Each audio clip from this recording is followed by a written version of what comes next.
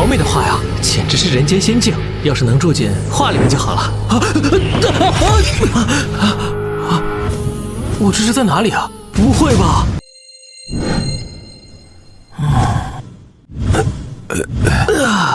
廖总，赶紧起来吃饭去。我不吃了，我赶着去地里啊。哎呀，你一个年轻人种什么地呀？还是回城里工作吧，比在这穷山村里有出息多了。放心吧，爷爷，种田啊，我也能闯出一片天地啊。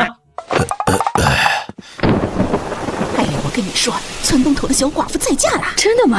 哎呦，那不是赵亮吗？他以前不是说在外面有出息了，要将他爷爷带出去吗？怎么自己也回到村子里来了？哎呀，别这么说啊，说不定人家在外面待不下去了，还是觉得咱村里边的米饭香呢。哎呦，可是啊，他们说的没错，我在城里丢了工作，爷爷腿脚不好，我只能回来边种田边照顾爷爷了。不过种田怎么了？我要证明给你们看，我种田的厉害。哎呦，走了。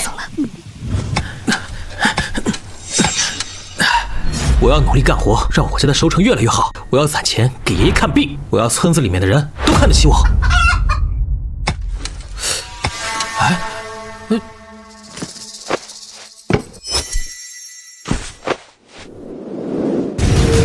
好美的画呀，简直是人间仙境。要是能住进画里面就好了。我这是在哪里啊？不会吧？我这是进入到了画里面的世界。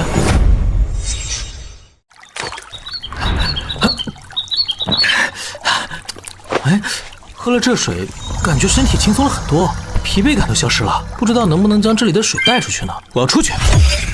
这水居然能带出来，我要把它提回家给爷爷尝尝。张亮这孩子看着傻傻的，种田还这么高兴。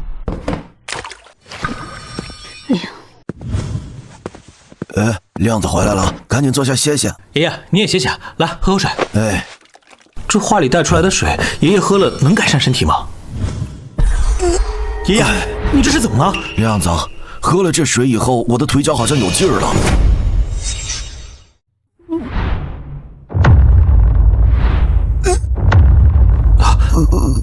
爷爷，你不用拐杖也能站起来了。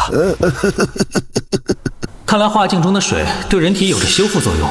那么这些水如果用来浇灌农作物的话，不知道会长成什么样子。玉米一夜长出来了，是我昨天不小心洒了一点河水在地上，刚好浇灌玉米了吗？看来我猜的没错。这画里的水果然是神水，神水浇灌，粮食一茬又一茬，种地致富也是轻轻松松啊。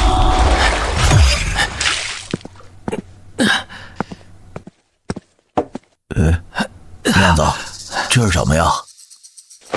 爷爷，这是我刚收的玉米。不会吧，这也没到收获的季节呀，怎么可能有这么好的玉米？你是咋种出来的呀？爷爷，你平时没事多看看那新闻啊，现在人家都研究出那什么温室大蒜、转基因西瓜，哪还分季节啊？要不我给你煮点尝尝？行，你去吧。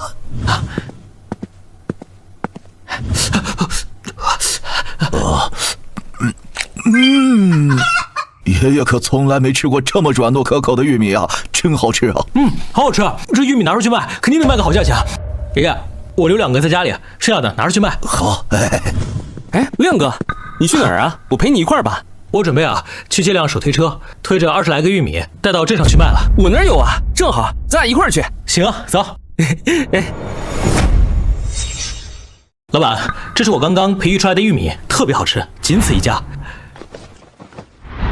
这玉米品种倒是不错，你打算怎么卖啊？1颗玉米30块钱。1颗玉米你卖我30块，你怎么不去抢啊？你找别的冤大头吧，给我将他们赶出去。小饭店买不起，看来要找一个大酒楼去卖了。哇，这就是镇上最豪华的酒楼了，我们进去吧。干嘛？我们酒楼不是谁都可以进的。不是，是厨师长叫我们送菜过来的，你别拦我们啊，不然的话，你一会儿怎么跟厨师长交代？好吧，不要停留太久。你忘亮哥？你们是？厨师长你好，我听说向海酒楼的档次一直比较高，我这有品质比较好的蔬菜，马上就给您送过来了。啊，这看着倒是不错，我尝尝看。这是我吃过最好吃的玉米啊！你带了多少根20根。行，我全要了。你们这玉米能长期供应吗？可以，不过价格有点贵啊，1根30块钱。钱不是问题，我1个月要300根。行，不过你得先给我600块钱定金，我明天就可以给你送过来。成，钱给你，拿好，咱们加一下联系方式。好嘞，谢谢厨师长。没事儿。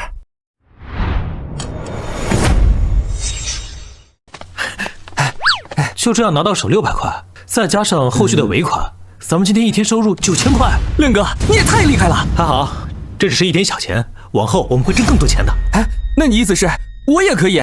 是啊，只要你好好帮我的忙，用不了多久，你也可以赚到9000块。那行，回去吧。爷爷，从小到大，这是你第一次拿钱给家里补贴。亮子，你现在年纪也不小了，这些钱你自己存着，省着点花。爷爷，你拿着吧，我还有呢。以后啊，我们的日子会越来越好的。今天我给你看的那些玉米，我已经卖出去了，后续我还会再种点。行。我又想到了一个好方法，爷爷，我先去田里种地了啊。好。化境中的河水浇灌玉米，长出来的玉米品质十分好。那其他农作物呢？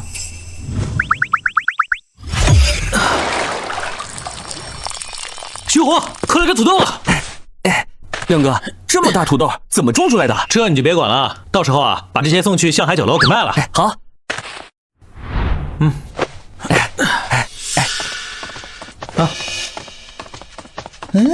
张亮一天赚了9000，种地能赚这么多吗？到底在种些什么呀？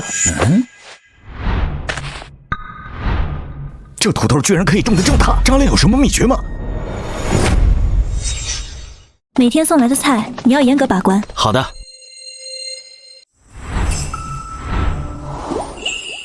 你就是把新品种玉米卖给我们向海酒楼的人吗？对，我的玉米很好吃，全世界独此一家，我卖那个价格一点也不过分。确实，自从你的玉米在我们酒楼推广之后，我们的生意一下子就火爆了。不过那20根玉米都吃完了，后边来的客人都抱怨没吃到，我正要找你。这次我送了玉米过来，还带了新品土豆呢。好的，谢谢啊。杨总，您看一下，这就是我吩咐拿过来的玉米，咱们酒店的招牌菜又有了呀。杨总，忘了给你们介绍了，这就是我们酒楼的杨思倩杨总。那么年轻漂亮的女孩，竟然是向海酒楼的老板。你的玉米确实挺好吃的，你需要再给我们准备点。还有，你刚才说的新品种的土豆，真的好吃吗？当然好吃了，这种土豆一个有6斤，20块钱一个，软糯香甜，保证大家都喜欢吃。行，那这些我都要了。一会儿你给我一个地址，过2天我派人过去采货。好的，杨总。亮哥，玉米尾款的9000块，以及土豆的5000块，咱就赚了14000块啊！如果河水对于任何植物都可以浇灌的话，那么我就不应该仅仅种农作物，还应该种珍贵些的东西。珍贵的东西无疑就是药材了。走，我们找个药材铺啊！老板，你们这儿有灵芝种子吗？我要20颗。当然有啊，什么药材种子都有。行，你给我包起来。好嘞。看来这水把爷爷的腿治得差不多了。爷爷，你联系一下装修房子的，我已经赚够装修房子的钱。亮子，你怎么有这么多钱啊？卖蔬菜赚的呀。过几天啊，向海酒楼来买蔬菜，又是有钱进账。你放心吧，我以后能够养家了。好。张亮种的土豆怎么这么好吃呢？是不是他的地有点说法？张叔，最近我想承包土地，亮子的土地正好在我边上，让他把土地转租给我吧，1年给他2万。什么2万块？那你要说跟亮子说。王叔，你那10亩地呢，转租给我，我可以1年给你20万。这样的话，你也不用每天都忙活着偷菜了。张亮，你不要太过分了，我是带着诚意来跟你谈的。我也是带着诚意来，你要是嫌少的话，我给你25万。说实话，你1年种植你都赚不了这个钱，我给你这个价钱，你占便宜了。想种出好蔬菜，没有画卷里的水，再好的地给他也没有用。混蛋，你给我等着！等我把这些灵芝种好，肯定能获得一大笔钱。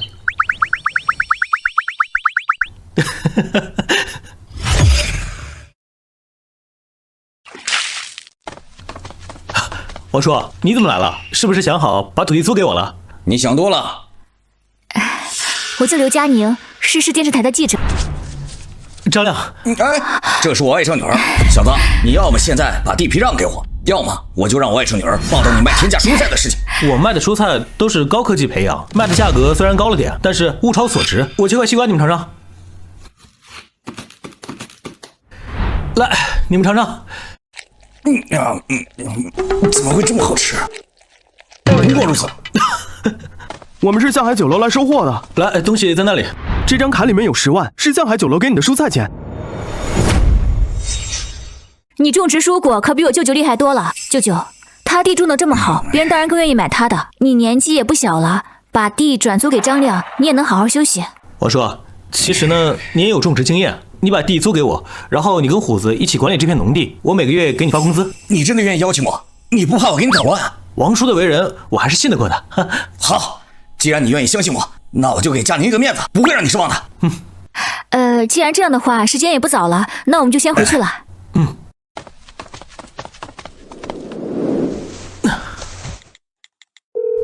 虎子，我已经说服王大海把他的地租给我们了，你帮我雇佣8个长工，每天200块，你也可以来帮我种地，1个月9000块工资，怎么样？哎，好，没问题啊！我要去镇上多买点种子。你好，我上次来买药的那个老板不在吗？药店老板是我妈，不过我爸最近身体不是很好，我妈去照顾我爸了。你要买什么？小林，到现在都没有找到千年灵芝，这可怎么办呢？你们要找千年灵芝？你有？手指头那么大的东西够不够？当然可以。这千年灵芝可是稀有药材，小伙子，你真的有吗？你们稍等。该这种是吗？哎呀，小林，他拿的这个就是千年灵芝啊！你们要多少？20根够吗？你说多少？20根啊！你怎么会有这么多？这是祖上传下来的。那这20根灵芝，你打算卖多少钱？这个徐叔应该是个行内人，你来开价吧。你来开价吧。这20根灵芝市场价是在20万左右，但是小林他们一家现在也不容易，我希望你能够给个折扣价。行，这样吧，你们多给我点珍贵药材的种子，这些呢，我收10万就好了。行。哎，老同学何娟，亮哥，是你吗？是我，这么巧，我记得你读书的时候还追过我呢。亮哥，你不是去大城市打工了吗？怎么回来了呀？准备回来发展，给家乡做点贡献。何娟，你当真以为张亮是回家乡来发展的？我可告诉你，是因为在外面找不到工作，没有钱，被他女朋友给甩了，在外面混不下去了，才回村的。你知道他在村里干什么吗？种地。种地怎么了？亮哥就算是种地，我也相信他能够比别人种得好。亮哥，去我家坐坐吧。张亮，我劝你最好不要碰何娟，因为现在的你根本配不上她。怎么，你就配得上了？根本配不上她。怎么，你就配得上了？那当然，我现在在技校里学厨师，等毕了业直接去向海酒楼上班。你知道吗？向海酒楼是我们镇上最大的酒楼。是吗？你信不信我一句话就可以让你永远进不了向海酒楼？装什么呢？那正好，过几天我就要去上班了，到时候啊，我就看看你能不能让我滚蛋。要是滚不了的话，以后你就给我离何娟远一点。我还有事，就先走了，改天再去你家拜访啊。走走走，别看了，走。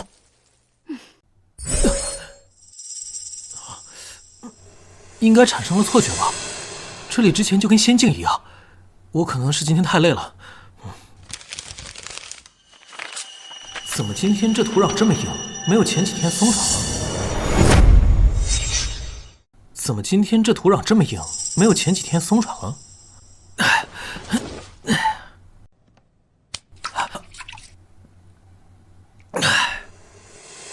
怎么感觉土壤的颜色淡了，水的清澈度不够了，连远方青草的绿意也不足了？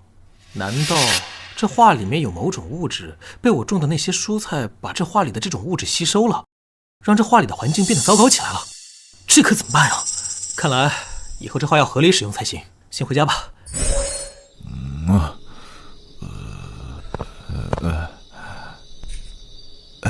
亮子，怎么回来这么晚了？晚饭是不是还没吃啊？爷爷给你留了饭，在锅里面热着呢，等着，爷爷给你盛饭去。爷爷，我吃过晚饭了。吃过了。等下次我去镇上，给爷爷你配个手机，这样以后我要晚上回不来，我也能打个电话告诉你。哎呀，我一个老头子要什么手机呀？别花那冤枉钱！别花那冤枉钱！好了，爷爷，赶快去睡吧，时候不早了。行，你也早点休息。怎么了，杨总？又需要出菜了？我们只有生意可以谈吗？怎么想谈点风花雪月的事啊？看来你也不是个老实人。因为你的原因啊，我酒楼生意大好，明天想请你吃个午饭，不知道你愿不愿意赏脸？杨总相请，怎么敢不给面子？明天我就过去。好，明天我安排人去接你。好。站住！干什么呢？哟，这不是张亮吗？怎么来吃饭啊？怎么有什么问题吗？当然有问题。这酒楼的饭你吃了付得起钱吗？不用我付钱，酒楼老板请我吃饭。哼，大哥，你觉得你们的老板会请这样的人吃饭吗？会请这样的人吃饭吗？看到了吗，张亮？你就算是吹牛逼，也别吹这么大。我刚才怎么就没把你的话录下来给何娟听？要听了，他就知道你是什么人了。说到何娟，我倒是忘记了，我和你还有一个赌约。我现在已经是向海酒楼的厨师了，你不是说你一句话就能让我从向海酒楼滚蛋吗？来，你让我滚试试。张亮，你可算是到了，我都等了有一会儿了。这小伙怎么会认识这么漂亮的女孩子？这个女孩子可比何娟漂亮多了，一看就是城里人，气质非凡。遇到点小麻烦。什么麻烦？你们这里新招的厨师非要和我打一个赌，赌我能不能一句话让他从你们这里离开。好，你别解雇了，我们酒店不需要你这种争强好胜、随意贬低别人的人。张亮啊，你和你朋友真会演戏啊！奥斯卡都欠你们一个小金人了。堂堂向海酒楼的老板，怎么可能是一个这么年轻的女孩？大哥，你说说，他们是不是在演戏啊？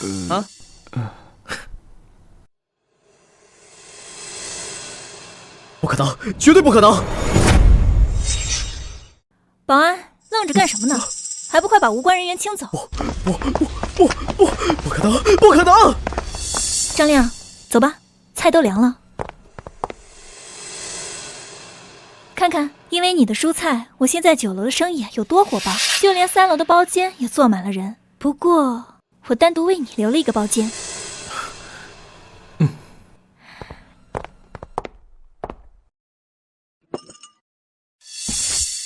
来，张亮，为了感谢你的蔬菜，我敬你一杯。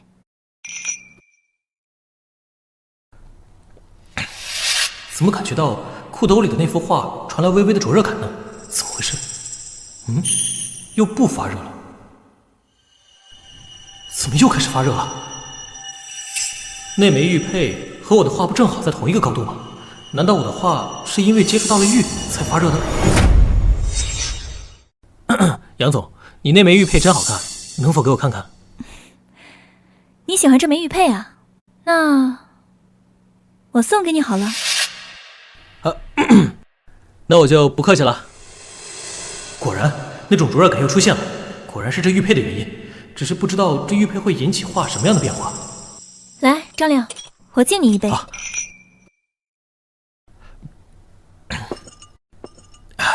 来，尝尝我们厨师用你的蔬菜做的美食。说来也奇怪了，天天吃你的蔬菜做的食物，竟然还不长胖。杨总，我自己来吧。叫什么杨总啊？以后叫倩倩。叫什么杨总啊？以后叫倩倩。叫杨总总有距离感。好嘞，倩倩姐，那祝我们合作愉快。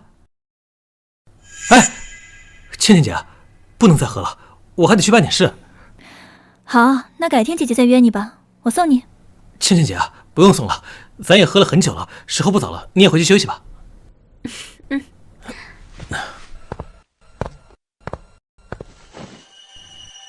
这玉佩的光芒越来越暗淡，而且好像变得越来越粗糙，不知道画出现了什么变化。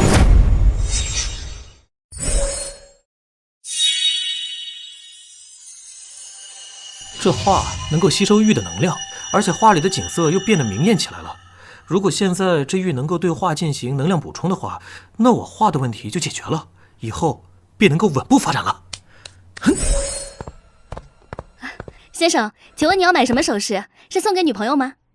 这个我都要了。先生，你说这几枚玉你都要了？刷卡。好的，我帮您包一下。哎，不用包装了。谢谢啊。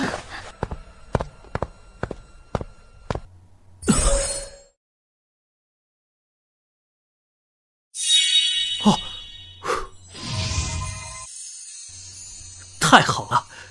一旦解决了让花恢复的方式，以后我就可以借助花来发展自己的事业，真正的实现快速带动全村致富了。花里的药材都可以卖了，先回家，然后跟武林联系一下。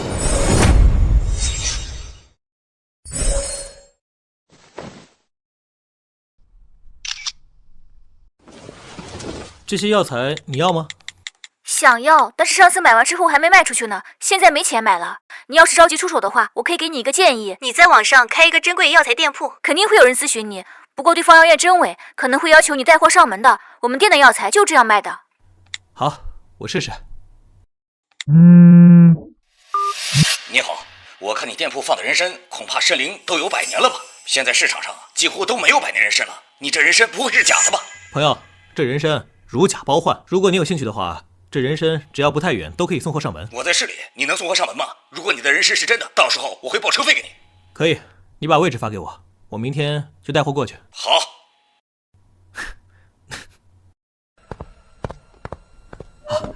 老板你好，我是昨天跟你沟通卖药材的张亮。哦，张亮兄弟，你好你好。对了，赶快把你的人参、山参、灵芝拿出来我看看吧。如果是真的，我全都要了。赶快把你昨天说的那些人参呐、山参呐，还有灵芝拿出来我看看。如果是真品呢，我全都要了。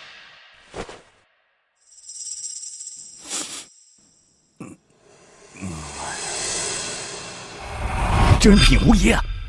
小兄弟，开个价吧。刘老板看着给价吧，我相信你不会让我吃亏的。如果吃亏，以后我的这些药材就与你无缘了。你还有？当然还有啊！小兄弟爽快人，这样我算一下啊。你的这批药材市场价值80万，不过我只能给你50万，因为那30万我还要赚。好，刘老板明言只赚30万，真是真诚。刘老板爽快，成交。好，合作愉快。小兄弟，把银行卡账号发给我，我立刻打钱给你。记得以后要是还有这样的好东西，还拿来找我。好，那我先走了。好嘞。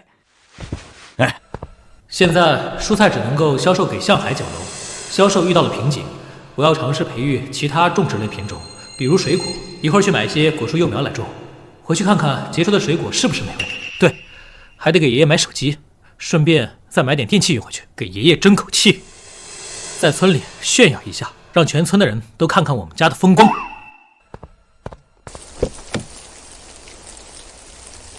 这位老板，这些电器送到哪一家？送到哪儿先别问，你先去车上给我狂按连下喇叭。按喇叭啊！哎呦，这不是张亮吗？买这么多家电呀，这是种菜发财了呀！可不是嘛，你们不是说人家回家种地没有出息吗？你们瞧瞧，他这才回来多长时间啊，就买这么多电器？哎呦，我老天爷，这得值大几万吧？张亮是有出息了。你爷爷这老头啊，该享福了！你爷爷真是教出来一个好孙子呀！就是，真不错，知道赚钱孝敬他爷爷。爷爷，我回来了。爷爷，给您买的手机。哎呀，你这孩子，你怎么花这么多钱买这些东西干什么呀？爷爷，没多少钱，也就几万块。以后我们新房子修起来了，这些电器都得搬进去，你先用着熟悉熟悉。再说了，你用的必须是全村最好的。哎呀，张叔啊，我听说你们家张亮和女朋友分手了。我姨家有个闺女，今年刚满20岁，高中文凭，那可是他们村里的一枝花。要不要我帮亮子牵个线啊？亮子，来，快过来，婶给你保个媒。各位，谢谢你们的好意了，我暂时呢还没有结婚的打算。哎呀，这孩子，走，走。爷爷，来我教教你新手机怎么用。哎呀，你这孩子。现在我要是想扩大经营的话，还要租地，是时候要去一趟村长家了。哟，这不是亮子吗？村长，最近你忙于公务，没有时间种菜，我想着大家一个村的，送点菜给你尝尝。哎呀，亮子有心了，你这东西我不能收啊。说吧，亮子，有啥事儿？只要不违反太大的原则，能帮忙的我一定帮。是这样的，村长，我想在村里租点地，扩大一下种植规模。这不是来找村长帮忙吗？您放心，就算是租地，也不会让他们没有收入来源的。我后期还要搞大棚蔬菜、果园之类的，肯定会需要劳动力的。我再请村里人来给我干活，我给发工资，肯定比他们在外面打工强。那行，我这是没问题。不过这租地的事儿，还得你去说服乡亲们。到时候我给你也做个中间人。好嘞，那我先走了。哎，好好好，哎。你们听说了最近的土地新政策吗？哎，乡亲们，大家也都看到了，我种的菜现在生意非常好。如果有人愿意把地租给我的话，我愿意高价收，保证让你们有钱可赚。大家把土地租出来之后，没有地可种，闲在家里没事的，可以来帮我工作，1个月给你们3000块。真的假的？比在厂里1个月2000块钱高了不少。我租，我租，我也租。行行，如果大家愿意的话，那跟我去我家签订协议吧。走。好，走。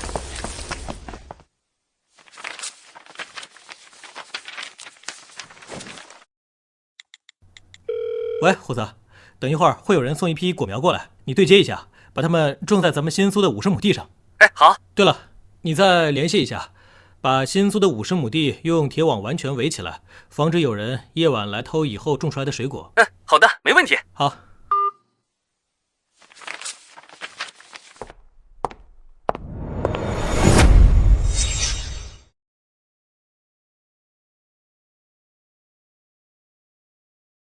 哎，倩倩姐，你怎么来了呀？啊，我刚打你电话没打通，就过来找你了。好，你先坐，我先帮你倒杯水。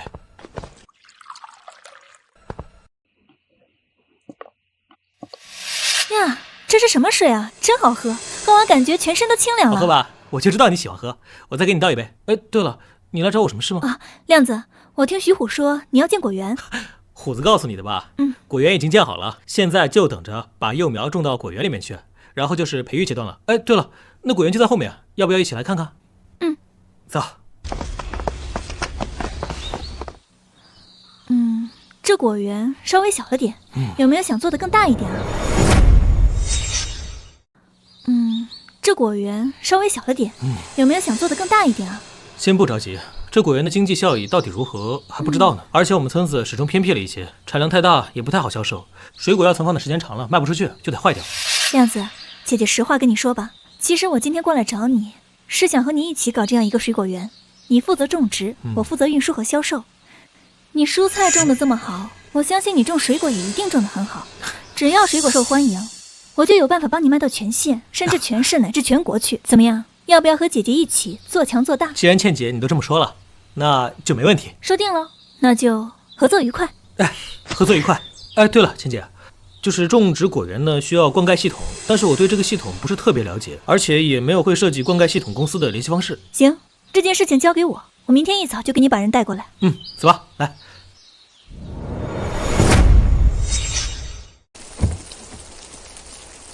我天，这是工程队吗？那小轿车是宝马吧？听说一辆宝马车要几十上百万呢。我看不像，工程队得有挖掘机、推土机之类的吧？都没有，倒是那么多管线，是用来做什么的？亮子，姐姐给力吧？你昨天要人，我今天一早就给你弄过来了。你要怎么感谢姐姐啊？倩倩姐，给力是给力，但你这闹的动静也太大了。你看，把这些村民都给吸引过来了。这是不得了。过来，见过你们张总，接下来一段时间你们听他安排。见过张总。那我就先带他们去果园把设备安装了。张总，张亮什么时候成总呢？还有他旁边的女人是谁？这些人又是来干什么的？哎呀，当初我们真是瞎了眼，说他是在大城市混不下去才回老家的。可不是，人家回村才多长时间呀？2个月不到吧。前段时间买了好多大型电器回家，这还不算，这一次果园的租金已经实打实的给了老田他们。如今动这么大的工程，这果园一旦建起来，不知道有多大的收益啊！亮子未来前途不可限量啊！我家孙子真是有出息了呀，踏实认真。那你觉得怎么样？什么怎么样？我家亮子人怎么样？挺好的。倩倩姐，你一会儿要回县城吗？我跟你一起吧。你去县城干什么？我打算去买一些没有加工过的玉石，你知道哪里有卖吗？没有加工过的玉石，你买来干什么？难道你还会雕刻玉石啊？有用就对了，以后告诉你。你如果要没有加工过的玉石，那我带你去原石厂吧，那里有翡翠原石，很多人赌出来了翡翠会现场出手，你到时候可以在他们手里购买。好，走吧，我带你去。好，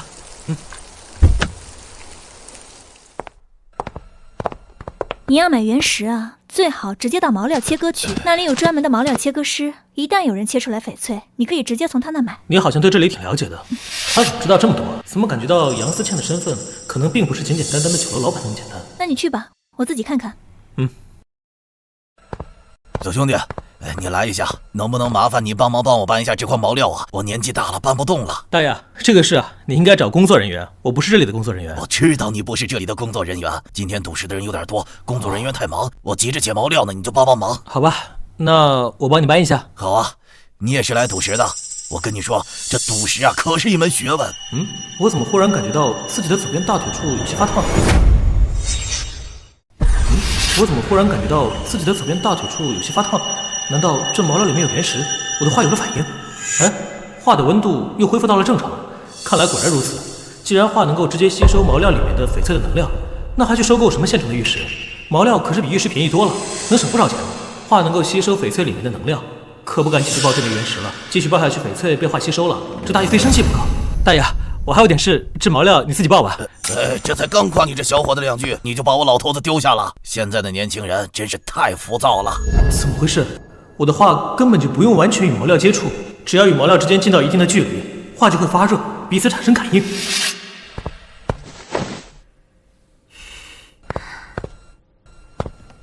哎呀，这一下玉石的问题算是彻底解决了。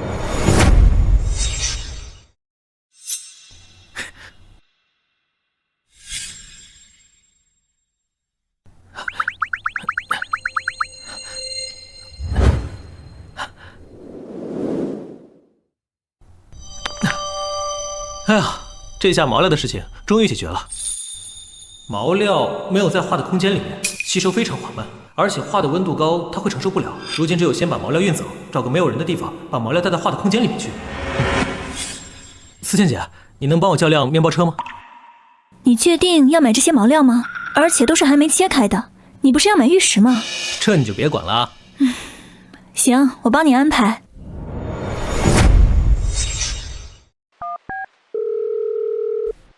喂，帮我安排辆车。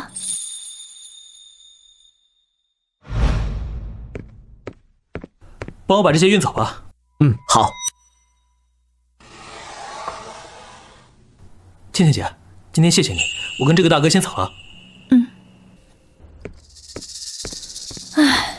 真搞不懂这小子在想什么。这咋回事啊？你看见肇事司机了没？我哪知道啊？这怎么回事啊？这是他怎么躺在这儿了？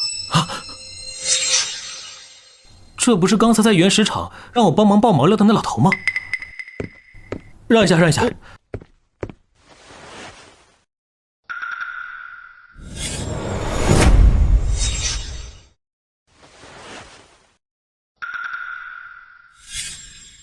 大爷，你没事吧？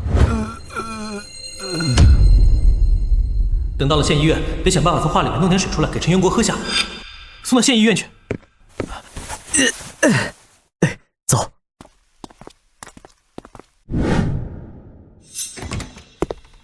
谁是病人家属啊？我不认识他，是看见他刚好倒在那个路边，我把他背回来的。医生，他脱离生命危险了吗？还不确定，得住院观察。病人这个情况比较特殊，24小时之内不要让他进食任何东西。水也不能喝吗？最好不要。你看你有办法联系到他的家人吗？他得办理住院手续。直接帮他办了吧。也行。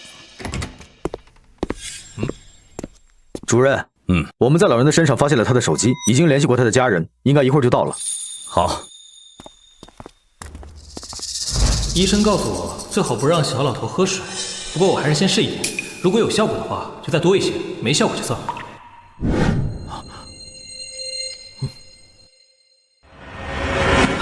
有效！小子，你干什么呢？你是谁？为什么要害我爸？你说我害他？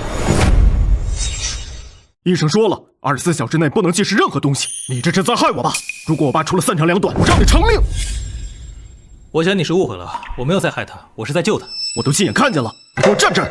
等会儿医生过来做检查，如果要是出了什么问题，我让你陪葬！陈先生，怎么了？刚才这小子给我爸喝了点水，你检查一下，看有什么问题没？我不是刚才交代过吗？不要给他喝水。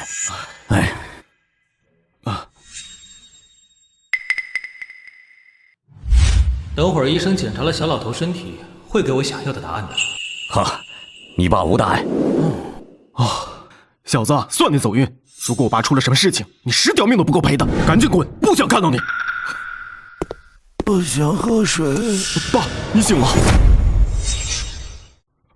不是不让进食任何东西吗？你爸既然想喝水，证明他身体需要，你就给他倒一点温水啊，但不要多啊。哦。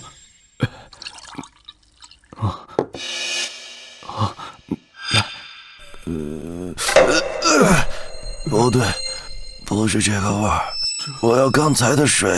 什么？刚才的水？这个。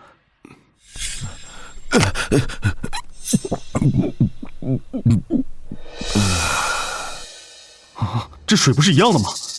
还想喝，还想喝。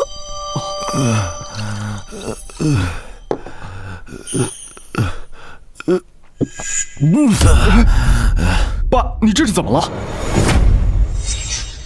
钱先生，这个水可能不一样，你爸这个状态感觉比预料当中恢复的要快，我得给他做个全面检查。好，您坐。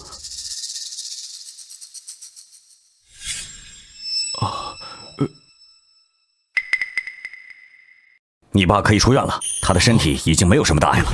刚才那瓶水，那到底是什么水？一定是那瓶水有问题。什么？你爸是病人，身体是最诚实的。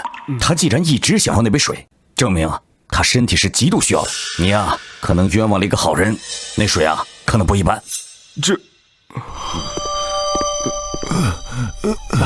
今天他开始帮我搬石头，后来叫我来医院，帮我垫付医药费，还给我特别的水喝。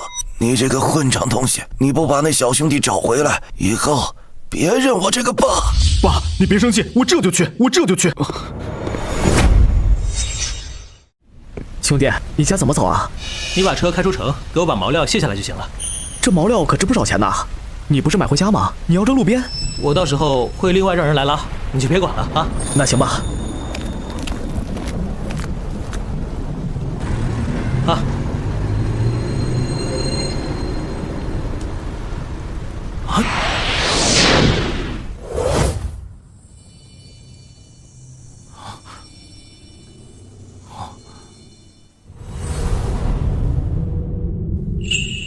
太棒了！太棒了，能量提升了，这下我种出的菜肯定更好吃了，以后就不用担心化能量的事了。喂，张老板，跟你商量个事儿。倩倩姐啊，跟我客气什么呀？有什么事你尽管说。是这样的，我们向海酒楼马上会来一位美食家，这位美食家很有影响力，一旦他认可了我们向海酒楼的食物，到时候酒楼的生意就会更好。所以我想向你要点最新鲜的食材招待他。这可是个好事啊！小问题，我等会儿把每一种新鲜的蔬菜都给你送过去啊。向海酒楼的生意更好，那对蔬菜的需求自然也会更多，我也能够再增加产量，真好。喂，旭火，你等会儿把每一种新鲜的蔬菜都给我摘一些下来，放到3轮车里面，我待会儿就回来啊。好嘞。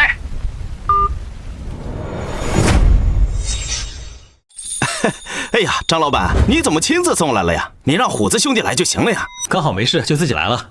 这样，张老板，您要不等一下，咱们一起啊，等等看美食家对咱们的菜怎么评价。行。这么快就送过来了？青菜更轻了，土豆个头更大了，西红柿鲜艳欲滴。弟弟，你这次给的蔬菜很不错啊。那当然了，我们蔬菜的种植技术近期升级了，蔬菜品质自然也提升了。也是。任何一个行业都要进步，我们酒楼的品牌现在做出去了，这酒楼我准备翻新，服务也要提升，这样才能够满足客人的需要。老板，这美食家马上就要到了，走吧，我们一起去迎接。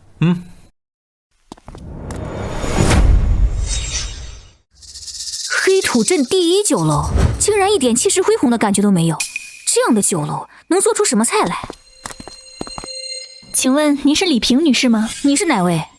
我是向海酒楼的老板杨思倩，我听说李老师想来尝尝我们的菜品，我们特地在这里等您大驾。李老师，里面请。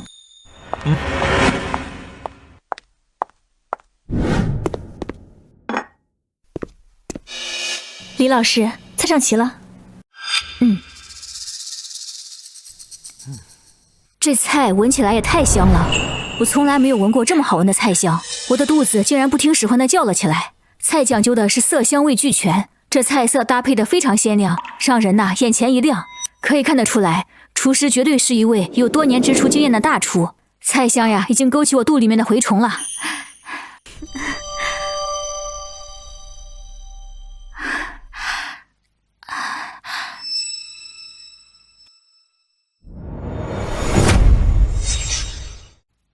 我的天哪，太好吃了！我从来没有吃过这么好吃的土豆，土豆竟然可以做得这么好吃，美食，这是绝对的美食。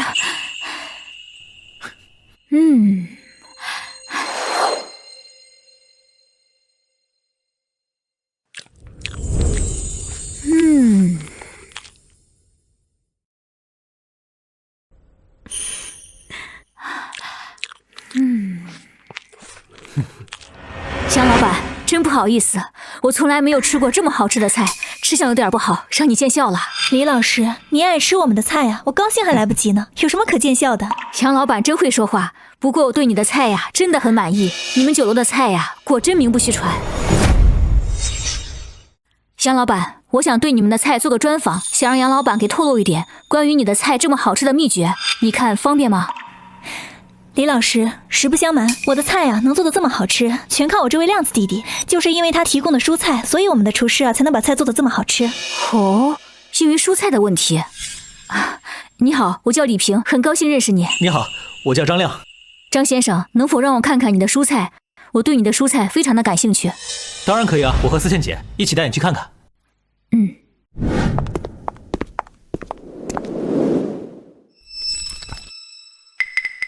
张先生，敢问你这菜是怎么种植的？这些是我用特殊方式研究出的液体。蔬菜一旦浇灌了这种液体，蔬菜就会长得非常大，非常好吃。哦，明白了，你的菜真的很棒。这样，我们加个微信，你有时间的时候把你的菜给我取个景，我帮你宣传宣传你的蔬菜，我也能长期向你买点蔬菜。杨老板，你们向海酒楼的菜也非常好吃。虽然蔬菜原料好，但如果没有水平足够的大厨炒出来的味道也不会这么鲜。我们也加个微信，然后到时候我帮你宣传宣传。好，那就谢谢李老师了。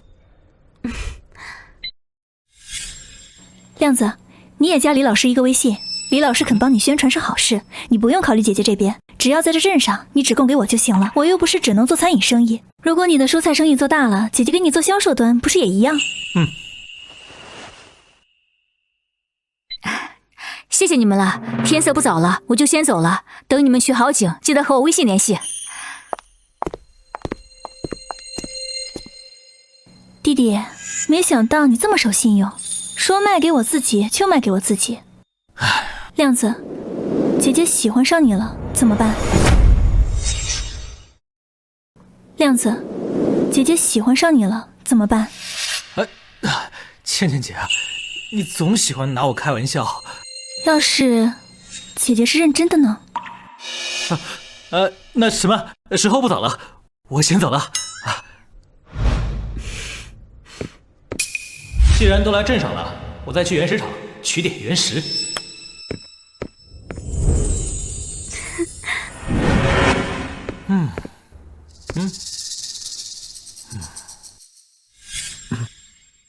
哎，小兄弟，抽烟吗？谢谢，我不抽烟。哎，小兄弟，我还是第一次见到你呢。像你这么大年纪的就过来赌石，我还真没有见到过。但是这赌石有风险，你家里人知道吗？多谢大哥提醒，我心里有数。你心里有数就行。他的身边怎么跟着一位美玉原石场的工作人员？这工作人员对他还有些尊敬。哎，大哥，请问你是这个原石场的管理层吗？对，我是这个原石场的厂长。那大哥，你知道你们这里什么时候弄新的原石进来吗？怎么，你觉得我这原石场的毛料开不出来好东西？我听说你们上阵子有批原石开出了不少好翡翠，剩下的都没什么好东西了。你还真敢说。这样吧，你留个联系方式，等我厂里回来新的翡翠，到时候我打电话给你。我很好奇，到时候你能开出来什么样的好东西？多谢大哥，一定不会让你失望的。这里没有什么好的毛料了，只能先走了，改天再来吧。找了这么久，终于找到了，走。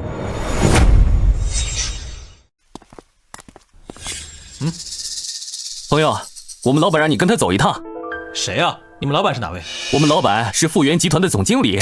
不好意思我不认识你们，你找错人了。哎，我说了你们认错人了。小兄弟，你脾气还是这么大，他嘴里的老板正是我。是你找我有事啊？我找你没事儿，不过我爹找你有些事情，跟我走一趟吧。不好意思，我没空。说吧，多少钱？10万块。不过收了我这10万块，记住了，和我爹见完面，立刻从他面前永远消失。那你换个人去见你爹吧，我想谁都会对你这10万块感兴趣。你别不知足，10万块钱够你在县城买个车了。哎呀，你把人心啊想得太邪恶了。当初我救你爸，纯粹是因为出于好意，另外我也不缺钱。你到底怎么才愿意跟我走这一趟？你欠我2个道歉。第一个道歉，在医院不明所以赶我走。第二个道歉呢，是你刚才用钱侮辱我。小子，你竟然敢让我老板给你道歉！你……行，我道歉。对不起。哎呀，你声音太小了，听不见。再说了，道歉不得鞠躬吗？对不起。行吧，带路吧。请。哎，对了，你爸是谁啊？陈元国，富国集团老总。我说一直觉得眼熟，原来是县新闻里面出现的陈元国呀。行了，走吧。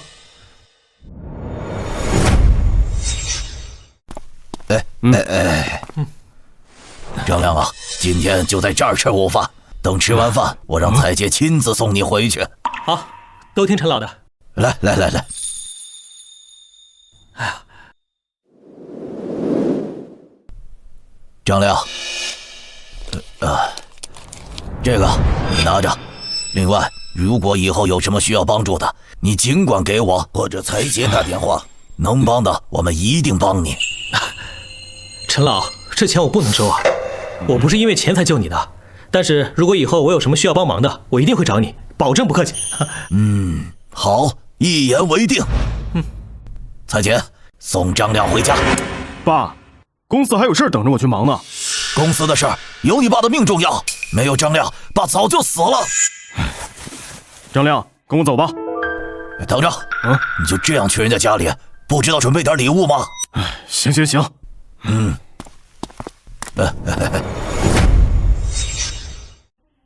你家哪儿的？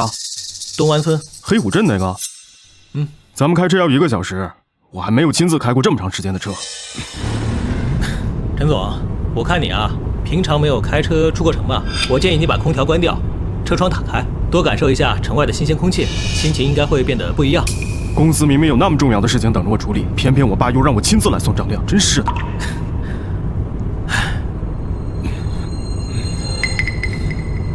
陈总，你要是实在不适应的话呢，就把我丢在外面，我自个儿回去吧。啊，没事儿，我适应了，不会出问题的。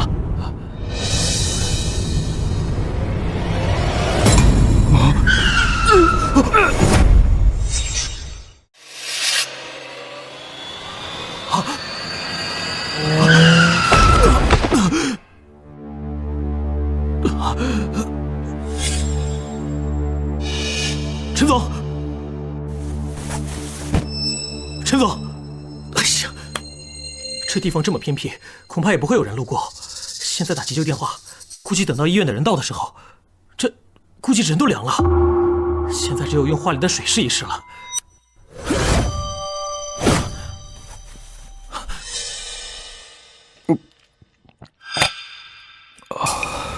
这水竟然有这么强大的治愈能力。陈总，我记得刚刚我脑袋明明都破了，怎么现在感觉没事了？不用摸了，我用的上次给你爸治病的水，给你止血。那水这么神奇，如果这水你有很多用在医疗上面，那他凭着这水完全可以解决集团的危机，也不用愁眉苦脸的了。别想了，这水啊我也不多，是我之前偶然间在深山里得到的。张亮，谢谢你救了我，如果不是你，我今天肯定已经没命了。以后有什么事情给我打电话。行了，你打电话让他们来接你吧。上次我爸的事儿确实是我误会你了，现在我知道了，你对我爸没有恶意，是我以小人之心夺君子之腹了。以前的事咱就不提了，你呢就在这儿等你保镖过来。我现在有事，先回去了啊。好。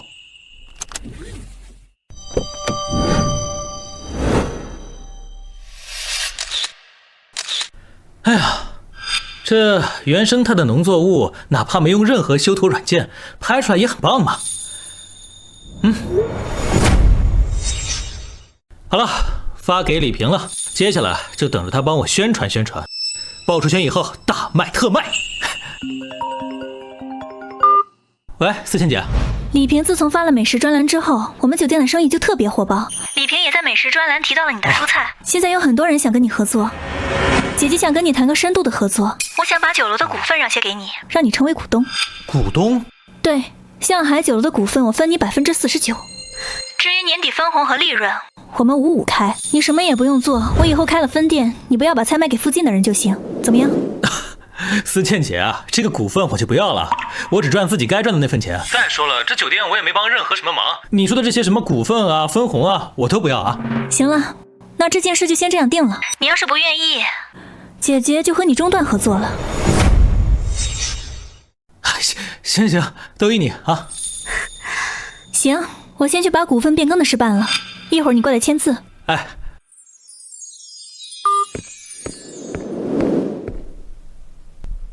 张总，你的灌溉系统已经修建好了，你看，这是按照您的吩咐修建的中央水池，这水池深度有5米，一次性可以容纳50吨的水。按照您现在的果园面积，再加上咱们蔬菜的面积，这水池一旦蓄满的话，足够你用1个月的时间呢。但我有个问题不太明白，咱这灌溉系统为何不凿开上游的河道，在那里设一个水坝，把水引过来？难道你要让工人挑水，把这水池给填满吗？这个你就不用管了，我自己有办法啊。那好，我就先走了啊。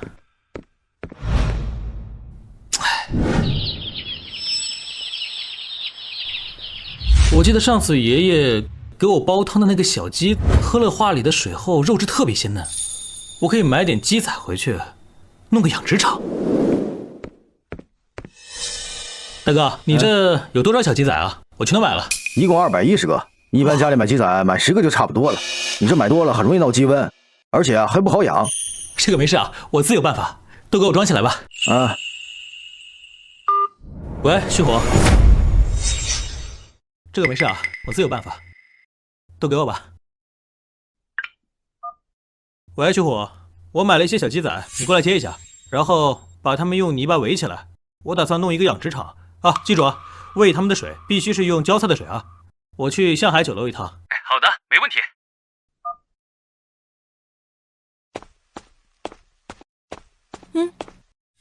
张总好。叫我啊。张总还愣着干什么呢？成了我们公司的股东，给大家发几只盐吧。思倩姐，你这是搞什么呀？虽然我是个公司股东，但也没必要这样喊我吧。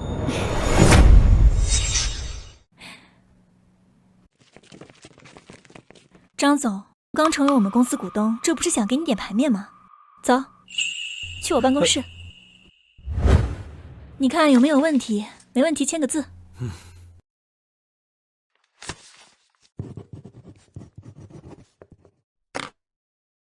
你不看看吗？你这么相信我啊？我相信你。另外啊，我想跟你商量一下，我想在我们的菜单里增设西餐，你看怎么样？另外，你有没有什么好的建议？提意见。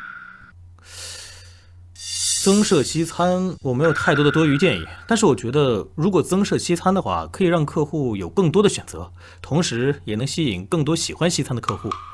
不过，如果要做西餐啊，就要做好，否则反而会砸了向海的招牌。食材的问题啊，我已经想好了。我们只要看看西餐里面需要哪些食材，到时候去种不就行了？咸肉、鳕鱼、龙虾、红菜头、辣根、生菜、洋香菜，你这个清单里面的大多数食材我都没办法提供啊。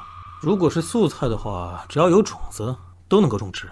荤菜的话，我现在搞一个养殖场，除了鱼类啊，我还能给你提供鸡肉，保证比外边好吃。没问题，弟弟，我可真是爱死你了，你可真是给了姐姐很大的惊喜啊！怎么？你是害怕姐姐真的爱上你，还是觉得姐姐长得不好看？没有，姐姐长得很好看，你是我见过最好看的。算你会说话。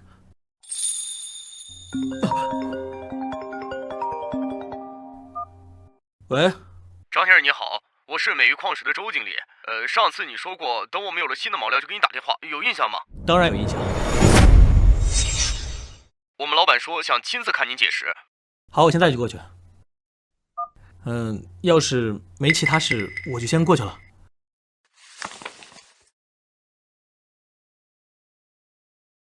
张先生，请跟我来。哎，小兄弟，我们又见面了。今天我等着看你大展身手。不会让你失望的。这画这么热，这次肯定有不少好东西。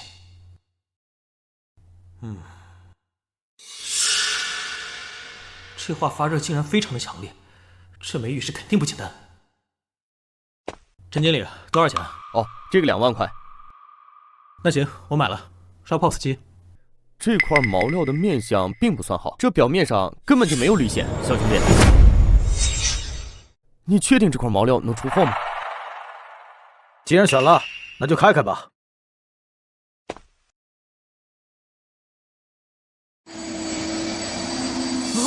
意大利纯冰种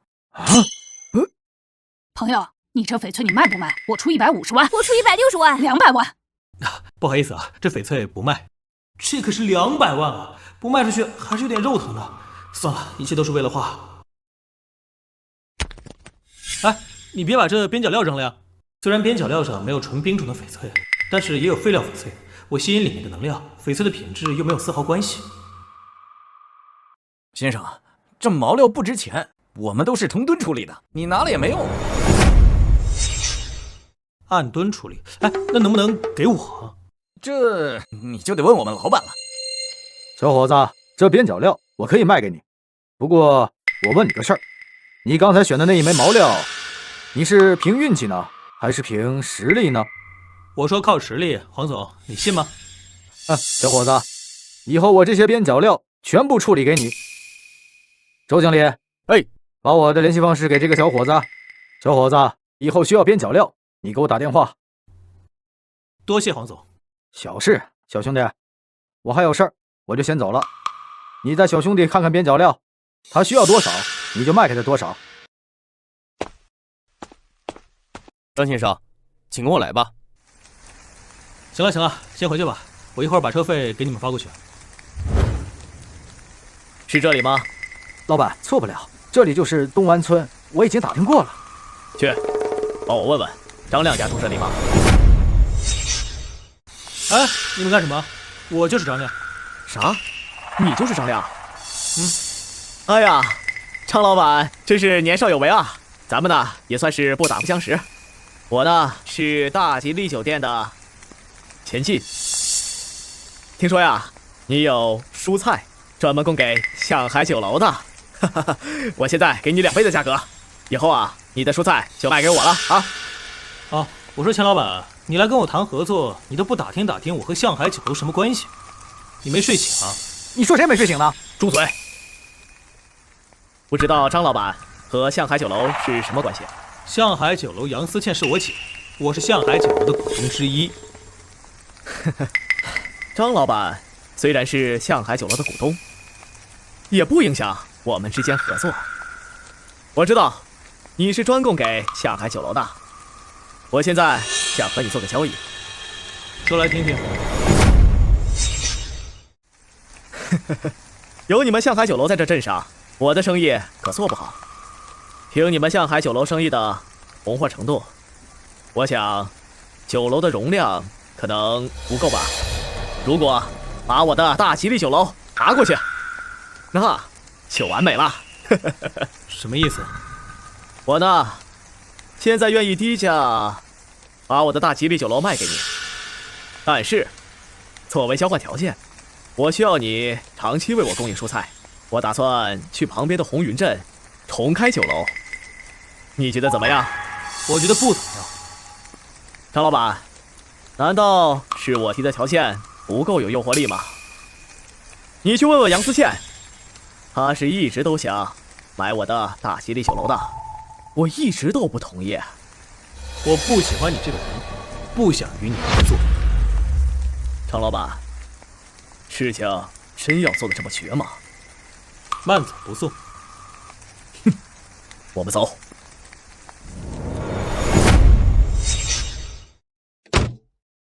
老板，你为什么叫我走？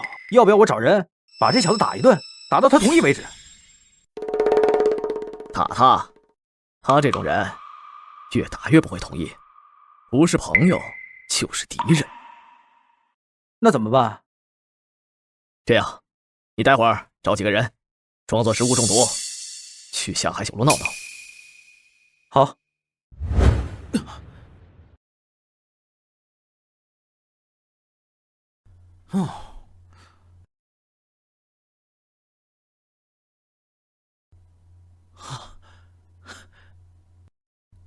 那是什么？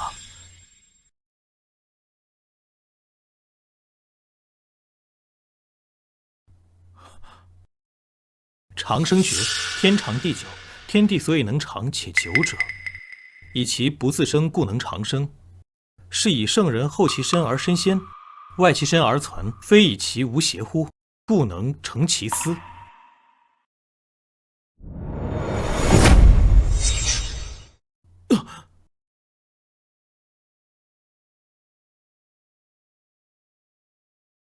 我怎么感觉我的身体轻盈了很多？我先出去看看虚虎把鸡安置的怎么样了。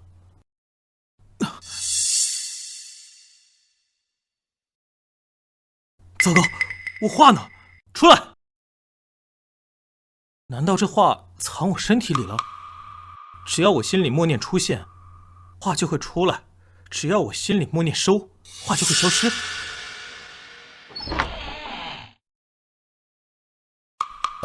亮子回来了。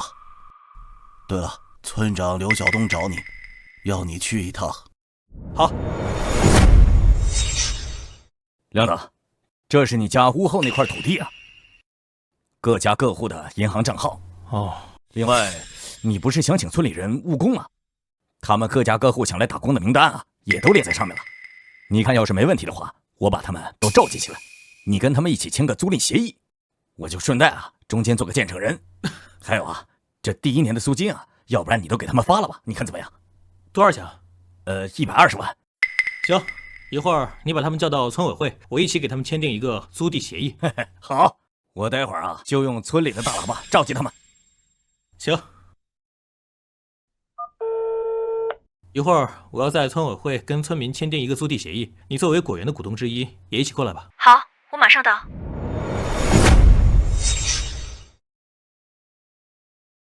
你有那么多钱吗？租地的钱我来出吧。姐，不用了，我身上有钱。怎么，瞧不起姐姐？觉得姐姐拿不出来这么多钱？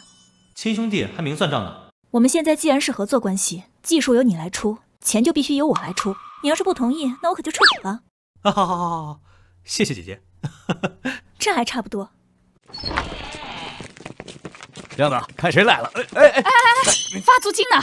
哎，我的位置好，我要靠前。对啊，别等到我们没有了。别急，都别急，我先来，我先来。都别急了，谁再急我就不租谁的地了啊！这亮子比我还威风。我点到名字的就过来签协议，我们杨总就会过来给你们转账。来，张平。哎，亮子，要不然你帮姐签吧，我的自主。这东西哪里能代签？你自己来。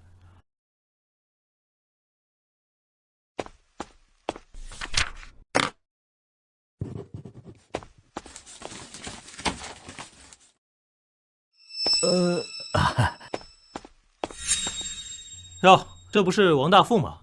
怎么你也来签租地协议啊？我记得你好像在后山没有地吧？我就看看。亮子，咱俩商量个事儿呗。哦，就上次我跟你聊那个养殖的事情，我想通了，我把我家的10亩地让给你，我就拿养殖场分红的10%利润，怎么样？现在呢，已经给不到你10%的股份分红了。如果你要是做得好啊，我倒是可以考虑，到时候后期给你转为股份制。你要是做得不好的话，那就算了。亮子，你看，叔也是看着你长大的，你现在发财了，你也拉叔叔一把吧。叔啊，我记得你好像发财的时候，不仅没有拉我一把，你倒是还落井下石了啊。行吧，那我再考虑。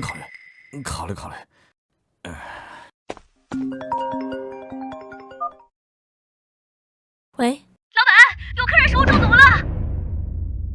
怎么了？酒店出事了，我要回去一趟。我跟你一起去。走。哎，你这怎么回事？怎么了？死人了！死人了！不是，把你们老板叫过来，你们家饭菜有毒，我兄弟刚吃就出事了。我们酒店的饭菜向来干净卫生有营养，怎么可能会出现这种事情？你还愣着干什么呀？把你们老板叫过来！大家伙，他们家饭菜有问题，你们还敢在这吃吗？走，这里的饭菜虽然好吃，但要是没命了可就吃不了了。可不是，怎么可能有菜这么好吃？我其实早就怀疑有问题了。走。大家等等，各位，我是向海酒楼的老板杨思倩，我们的食物绝对不会有任何的问题。我现在就打电话，我相信医生来了会查清楚这个朋友昏迷原因的。喂，你好，这里是向海酒店，有人昏倒了，麻烦你们过来一趟。各位，我已经打了救护车电话了，大家等一个结果再走好吗？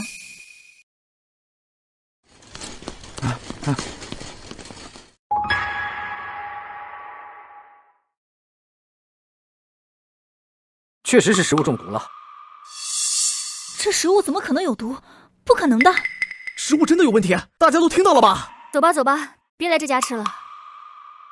亮子，怎么办？放心吧，交给我。你想干什么？各位看到了吧？一个食物中毒的人，怎么可能会活蹦乱跳呢？你小子敢坏我们好事儿，老子弄死你！哎呀！保安！这俩人是过来砸场子的吧？那可不，看到向海酒楼生意好，肯定是想要来敲诈。医生，你想去哪儿呢？病人没事，我当然要离开了。是谁让你来的？给了你多少钱？我劝你啊，还是尽快说，否则下场和他们一样。你胡说！我怎么可能跟他们是一伙的？你瞒得了别人，瞒不了我。我刚才看到你跟他有过眼神交流。你不要血口喷人，我可以告你诽谤。你不要血口喷人！我们俩是一伙的，是大吉利酒店的人派我们来的，快叫你的人住手，不然会闹出人命的。大家住手，都别打了。今天在这消费的客人，我买单。走吧，回去告诉你们老板，这次就算了，还有下次，我会让你们死得很难看。张亮，谢谢你，今天要不是你，酒楼的招牌可就惨了。放心吧，有我呢。哦，对了，我有事跟你商量，跟我来办公室吧。是这样的，我想扩建酒楼，之前呢，我去镇上找人设计了，这设计图你看一下。思倩姐，如果这样设计的话，向海酒楼就得关门一阵子了。为了向海酒楼长远发展，只能这样了。现在吧，酒楼生意有点太好了，位置不够用。大吉利酒楼生意不好，所以才会找人找我们麻烦。其实吧，我想把它买下来，反正就在我们对面，这样的话可以一边做中餐一边做西餐，两两呼应。其实大吉利酒店老板找过我，说要把大吉利酒店卖了，他知道竞争不过我们向海酒楼，但作为交换条件，他让我给他供给蔬菜。那你可千万不能答应他，这钱进可不是什么好人。你要真跟他合作了，他肯定会坑你的。我跟你想到一块儿去了，所以我才没有同意。他这样的人没有必要合作。其实吧，我有对策，但是不知道能不能行得通。你看对面那块空地，如果铺上水泥的话，改变一下经营方式，以干锅烤鱼和烧烤为主，这样的话，在我们吃饭的时候又能乘凉又有氛围，你觉得如何？弟弟，你看着姐姐做什么呢？思倩姐，你刚才好有魅力。什么魅力？女人味吗？那倒不是，就是那种新时代女人特有的魅力。就你嘴甜，不过镇上承租的事没有办下来，镇长一直不松口。行，我陪你一起去镇上吧。走吧。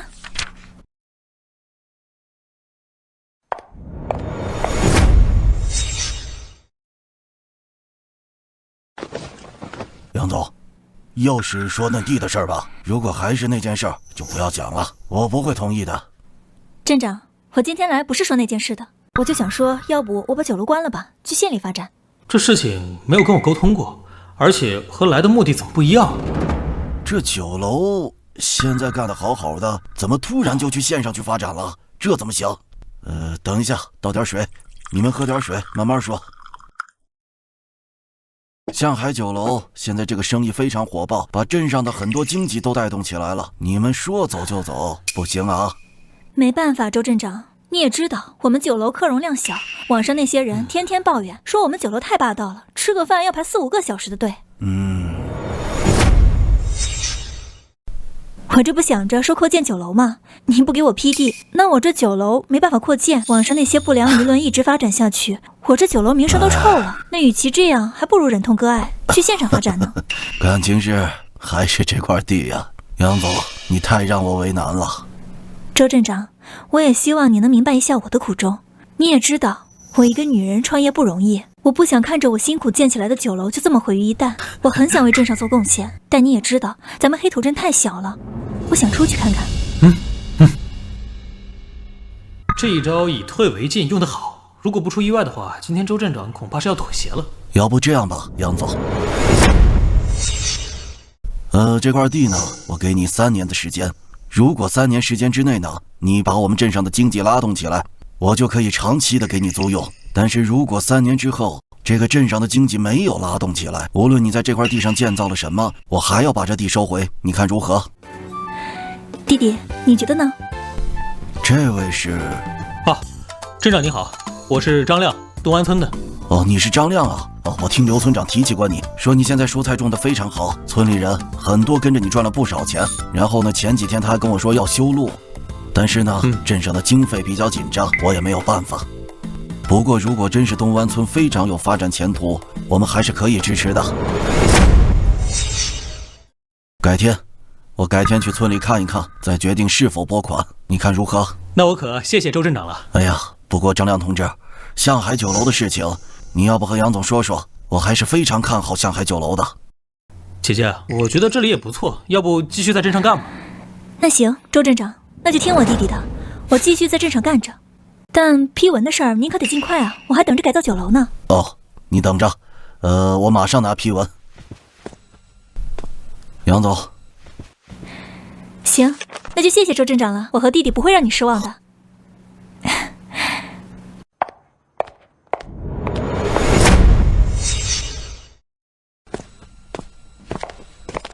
思倩姐，你这招以退为进用得很厉害吗？你信不信，今天要是没有你，姐姐可能会谈崩了。为什么？你太小看自己的作用了。我今天拉你过来，就是唱双簧的。那片土地对镇上确实有大用，他们想在那里发展高新产业。我吧，和镇上观点有些不太一样。我觉得黑土镇不应该一来就发展高新产业，应该从基础产业发展。这边土地资源很好，应该充分利用起来。思倩姐，要是你以后想发展黑土镇需要帮忙的话，尽管和我说，我帮你。放心，姐姐可不会和你客气。姐姐可是要准备一辈子抱着你的大腿呢。思倩姐，你能不能先放开我？这姿势有点暧昧了。你该不会还没有碰过女人吧？你再这样的话，我可就把持不住了。哎呀，行，不跟你开玩笑了，马上到吃饭的时间了。姐姐今天高兴，跟姐姐吃顿饭，喝点酒，不过分吧？行，我们走吧。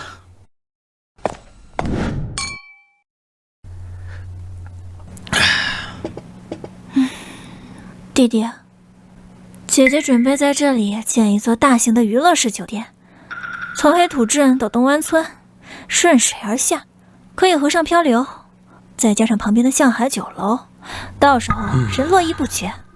好，我这里呢，做成上游的接待区，你那里做成下游的景区，正好你们村里面有成片的山，那里风景优美。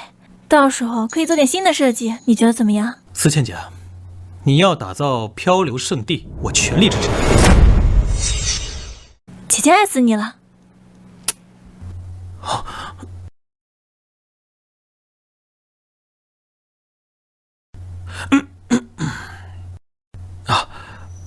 我该回去了，不然爷爷会担心了。我让送报送你回去吧。喂，你来一下，把张亮送回去。这个送报跟你很亲吗？哎呀，他就是困难的时候请他吃顿饭，他认我做老大，放心吧。我喝醉了，我先走了，你等送报来接你。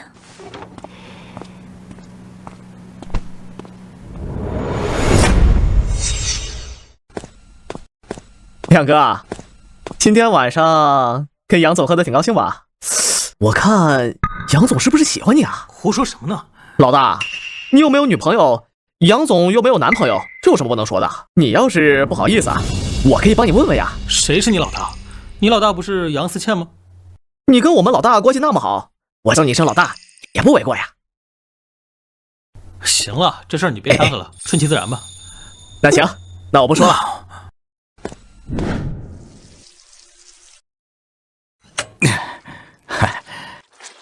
哎，亮子，好消息，好消息！咱们修路的批文下来了，咱明天工程就可以开工了。车是不是进不来啊？这几天像海酒楼正值上新菜的时候，后面几天肯定要持续拉水果，如果进不来，麻烦就大了。这个你放心，这次啊，镇里下了功夫了，修成3车道了。就是修这个车道的时候，另外2个车道还允许通行。那这是好事啊。只是这镇长说了，修路的钱还不太够。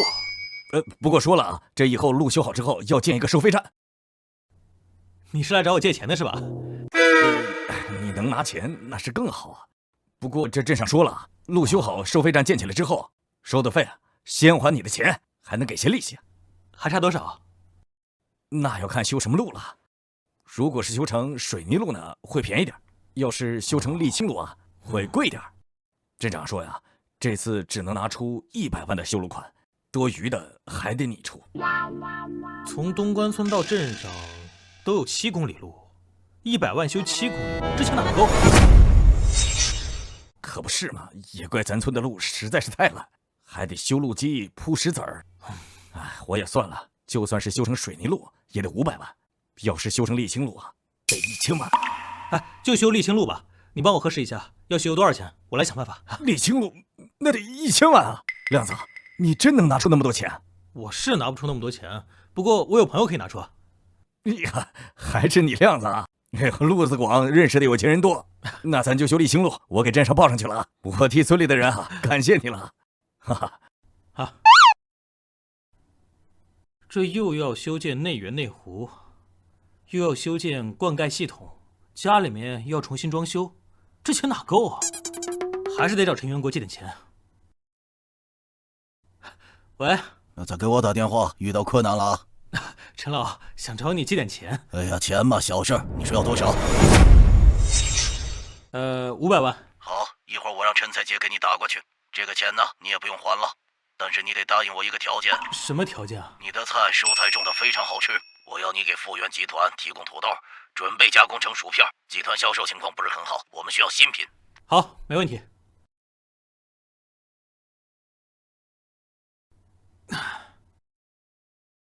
哎，亮子，村长，钱我已经给你借到了。哎呀，不是钱的事，我想跟你说说宋小嫂子的事，你能不能给她安排个工作？怎么了？哎呀，他家李三儿啊，在工地上打工摔死了，连个保险也没上，跟着呢又是个小包工头，那包工头一跑，他1分钱也没捞着啊，又带着个奶娃，生活堪忧啊。宋小嫂子带着个奶娃，她也不方便在我地里干活呀。说的也是啊，就说让你啊，就算是白拿钱给他，以他的性子，他也不会收。要不这样吧，我给他在村里啊开一家生活便民超市，由我负责进货，他来卖。这样呢，他天天守在店里就行，这样带孩子方便。是啊，这我咋没想到呢？还得你亮子脑子好使啊。其实啊，我早就想在村里开一家生活便民超市了。从咱们村到镇上，走路都得1个多小时。平时这个柴米油盐不够啊，大家乡里乡亲的都得借，多不方便啊！哎呀，对呀，这以后有了生活超市啊，大家伙生活呀，这都方便了。哎，要不我先带带你去宋小嫂子家？哎，行。村长，张亮兄弟，你们找我有事儿？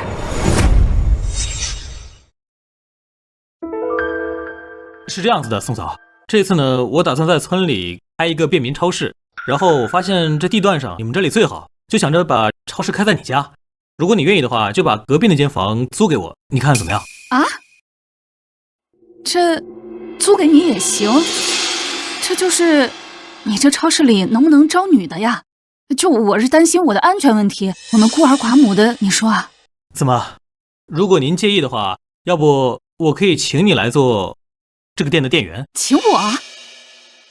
哎，不行不行，我没做过生意，你这超市交给我经营，那得亏死了，那肯定就……宋姐，你听我说，不用担心亏钱的事。对，超市和卖服装不一样，我会事先在每个商品上标上价格，到时候客人来了直接付钱就可以了，就不用讨价还价。那我考虑考虑。你好好考虑考虑。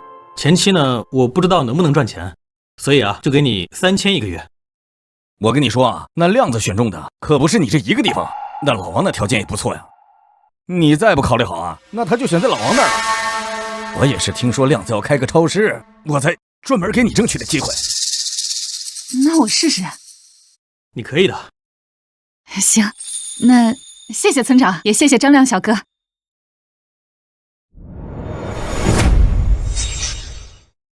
还得去想办法解决这个货物的问题。超市没有商品卖东西的。哎呀，你看我把这最重要的事给忘了。哎，亮子，你这卖广这个事儿还得你多想想办法。我来想办法。你怎么来了？我来找你玩啊，亮哥。你刚刚低着头想什么呢？我想在村里开一家超市，就是现在没货源。没货源？这事儿你可以找我呀。你忘了我来这儿之前是做什么的啦？哎，我怎么把这事儿给忘了呀？那要不带我去见见你亲戚，我跟他们谈谈。行，走吧。亮哥，你怎么想在村里开超市啊？村里开超市赚不了什么钱的。村里的消费水平都低，没有几个人有闲钱买零食之类的吃，这生意根本就做不成。现在做不好，不代表以后做不好。以后村子发展起来了，来这里旅游的人多了，住宿的人也多，到时候超市的生意恐怕比镇上的生意还要好。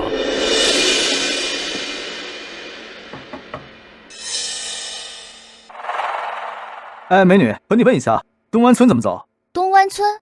我们就是东湾村的。你们就是来我们村修马路的是吧？你猜对了，是你们村村长刘晓东叫我们来的。我们不太熟悉路。这样，你带他先去村口，我先找村长。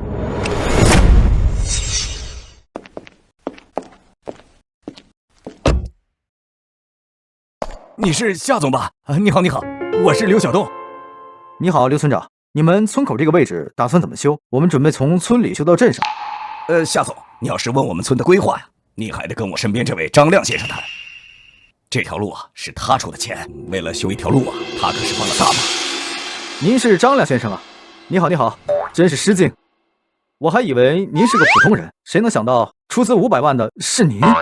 我打算把我们村重新改造一下，所以托人做了设计图。一会儿我把杨思倩的微信推给你，到时候他把修路设计图给你。行，我还有事，我去镇上，就先走了。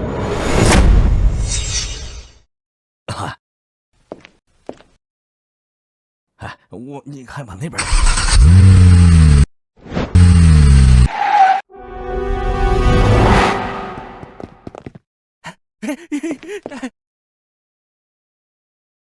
太好了，盼了这么多年，这条路终于修了。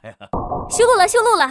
你们知道这条路是谁出资修的吗？是张亮，人家出资足足500万。这张亮可真是厉害啊！要是我们能嫁给他，那我们日子可就好了。是啊，是啊。哎呦，小娟儿，你怎么来了？这是你男朋友吧？傅姨好，我是娟子的朋友，我来找傅姨找你谈点生意。哎呦，我这就是个小超市，有什么生意可谈呢？你要是看上什么，你就买什么，上面都有标价。你要是买得多，我给你优惠。傅姨，不是来你这里买东西的，我是想开个超市，想找你加盟。加盟？哎呦，那你可找错人了。我这就开着一个小超市我都经营不过来，更别提加盟了。不行不行不行了！哎呀，傅姨，听我亮哥把话说完嘛。是这样的，你加盟什么也不用出，钱不用掏，1分房租不用付，装修也不要你出钱，你帮我供货就行。给你2个选择。什么选择呀？第一个选择呢，我每个月给你3000块工资，你要保证需要的货能及时到位，这个货的进价跟卖价都要给我标注好。那然后呢？第二个选择，我直接把超市20%的利润让给你。等等，你这超市打算开在什么位置？准备开多大的规模？这超市的位置不同规模大小不同，那会影响超市将来的收入的。我想把超市开在东湾村。东湾村？你是在逗我玩吗？那超市开在东湾村，那东西都卖不出去，到时候要是坏了，那亏损会很大的。我亏不亏你不用管，你要是觉得利润不划算，可以选择1个月3000块钱工资，我会按时支付给你。张小哥，你这开超市的事我不参与。这要是真开起来呀，第1个月就严重亏损。这要是亏损了，那肯定开不下去。那一旦开不下去，我连第1个月的钱我都拿不到。哎呀，就这点东西嘛。行了，别说那个了啊。哪儿去？别挡老子买东西。老板，账继续给老子赊账。哎呀，东哥，我求求你了，你可别再赊了。我们这是小店经营，我真是赊不起啊。我们东哥愿意在你这儿赊账，那是给你面子。再废话，老子捅了你！我赊还不行吗？这还差不多。把烟还回去。小子，我劝你别多管闲事儿，要不你去打听打听，我们东哥在这一片怕过谁呀？真不好意思，我在这块儿没有怕过谁。哎呀，张小哥，你别多事儿。东哥，这个呢是我远房侄子，没有见过什么世面，他要是什么话冲撞了你，你千万别放在心上。来，这烟你拿着当送你的，你给个面子。行了，就看在这条烟的份上，老子今天就放了你。滚去！我去！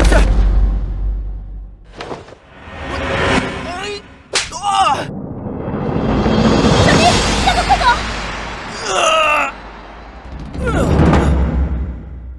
是话的作用，我怎么感觉力气这么大？是话的作用，我怎么感觉力气这么大？你们2个把烟还回来，另外把欠傅姨的钱一起结了，不然你们今天哪儿都别想去。小子，你等着，我这就给豹哥打电话，我要你好看。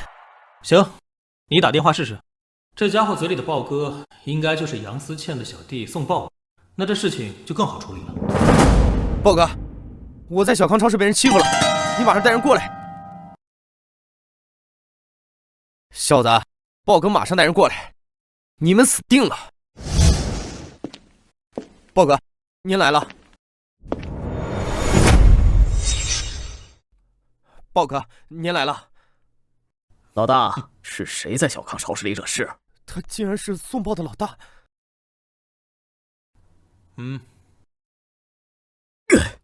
哎呦！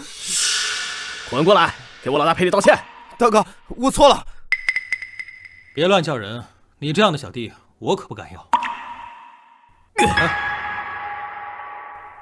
把欠超市的钱给我结了，另外在这里给我做个保证，以后再也不惹事，不然让我知道了，我让宋豹打断你的腿。是，大哥，好，我欠你多少钱？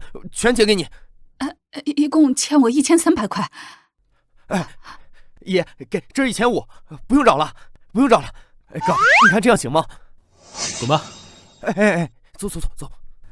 行了，你也回去吧。傅爷，我再和你说一下合作的事。哎呀，张小哥，你别说了，我同意了。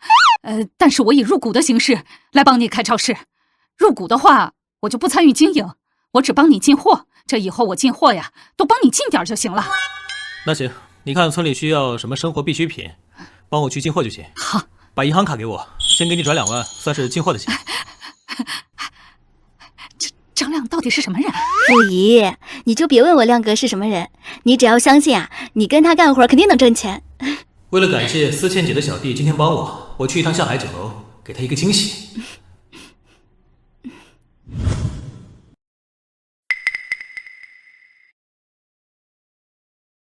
杨思倩竟然和其他男人之间有如此亲密的关系，我本来以为她在等我，原来是我想多了，她竟然在等其他的男人。张亮，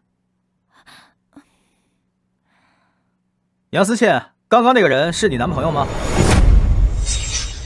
你不要乱想，他不是我男朋友，你是我未婚夫，我怎么可能背着你找男朋友？哼，杨思倩，我对你真的太了解了，你越是维护一个人，越是帮他说话，他就算不是你的男朋友，我看你多半也是喜欢他的。我倒要看看到底是什么人能够把你的心都勾走了，连最基本的节操都不要了，把我这个未婚夫置身在何地了？叶天豪，我跟你说了，你不要乱想了，他真的不是我男朋友。是吗？好，我倒要看看这个人到底是谁。好了，快上车。不上车拉倒。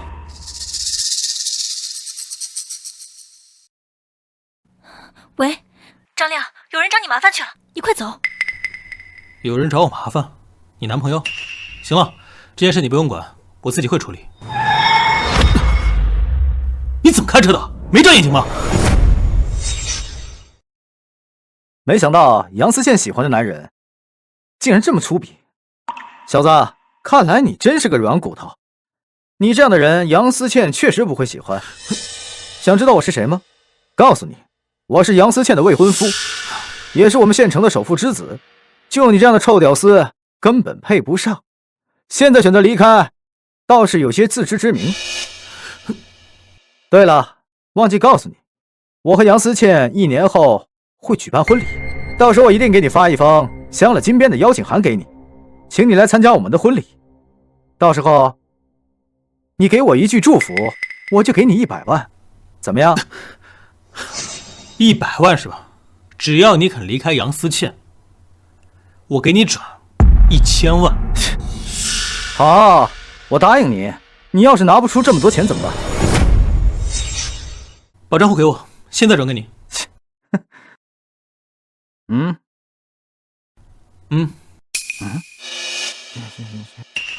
还真转了1000万。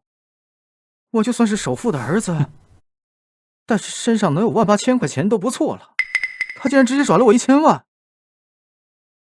小子，你到底是谁？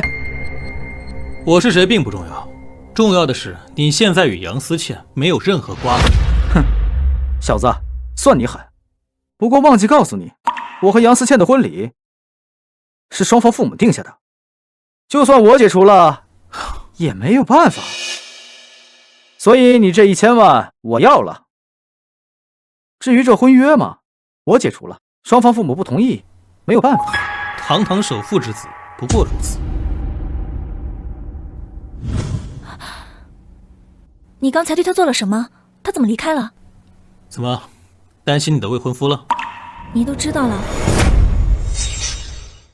知道了。你喜不喜欢他？喜欢又能够如何？不喜欢又能够怎么样呢？生在我们这样的家里，注定了婚姻由不得自己。你就告诉我，你喜不喜欢他？我和他没有什么感情基础，从小到大与他见面的次数也屈指可数，怎么可能会喜欢他？不过碍于家里面的原因，我不得不跟他回县城去见我爸妈。我没有想到你今天会来，更没有想到你会碰见我和他。张亮，我不是故意隐瞒你的。你隐不隐瞒与我没有关系，你又不是我的谁。你要喜欢谁，你要嫁给谁，哪里用得着与我说？张亮，你听我说，我和他真的没有什么。而且我与我爸妈有约定，我在黑土镇发展3年，只要在这3年时间，我创造的财富能够超过整个杨家的财富，那么我是可以获得自由，不与叶家联姻的。本来我已经看不见希望了，但是你的出现让我有了希望。现在还有1年时间，我觉得这1年时间有很大的可能性。我希望你能够支持我。我刚刚转给他1000万，让他离开你。你把1000万转给他了？你哪里来的这么多钱？我前几天卖了1批灵芝，不过那钱本来是我用来还修路债的。你怎么就转给他了？你怎么不先和我商量？他是一个贪得无厌的家伙，他肯定不会把钱还给你的。放心，就算钱拿不回来，我要在1年内要他们叶家县城首富，成为历史。我的鱼类和蔬菜是这个世界上独一无二的，根本不愁买家。要在1年内发展起来，真的不难。你知道叶家到底有多强大吗？你竟然说在1年内让他们成为历史。我劝你暂时不要与叶家为敌，不然的话，到时候倒霉的肯定是你。我不与叶家为敌，难道我眼睁睁的看着1年后你嫁到叶家去不成？我没别的意思。你是我的思倩姐，既然你不想嫁给叶天豪，我自然不会让你嫁进去。你要嫁也是嫁给自己喜欢的人，对吧？我喜欢的人是你，就是你。我们一起努力，1年之后我就嫁给你。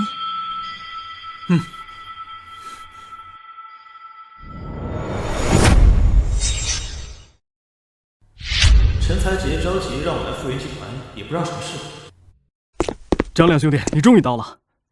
你找我有什么事吗？现在应该不忙吧？如果不忙的话，要不去我们的会议室？刚好我帮你介绍我们公司高层。请。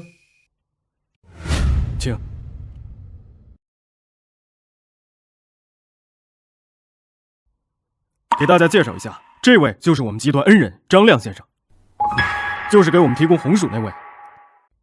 大家热烈欢迎张亮先生来我们讲两句。各位，我们是互惠互利的，我卖你们土豆，赚你们土豆钱。但是如果你们没有把薯片卖出去，我也不可能赚到这个土豆钱。所以这是咱们共同努力的结果。希望我们建立更深层合作，一起互利共赢。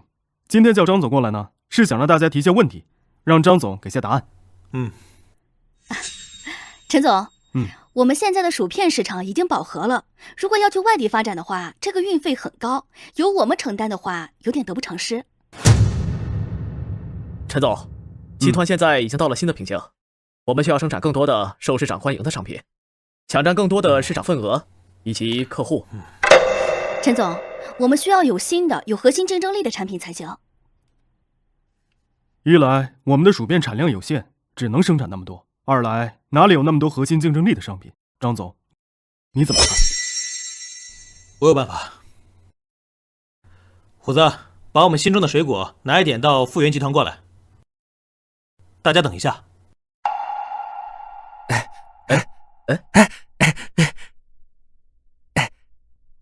啊，给大家分一分啊！各位尝一尝我们水果味道。哎呦，哈哈哈！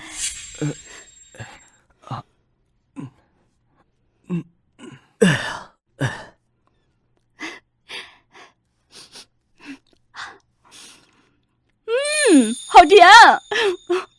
这是我吃过最甜的水果了，真好吃啊！有一股奶香味，但没有奶香那么腻，而是一种淡淡的清香。我有100亩水果园，产量非常大。你们现在不是没有新品吗？可以把这些做成水果干，水果加工非常简单，不仅比薯片价格贵，还要方便。好，你能一直给我们供货吗？可以是可以，不过我的水果是独一无二的，所以呢，我想入股你们富源集团，卖掉水果的收益，我要分回来。这可以。啊？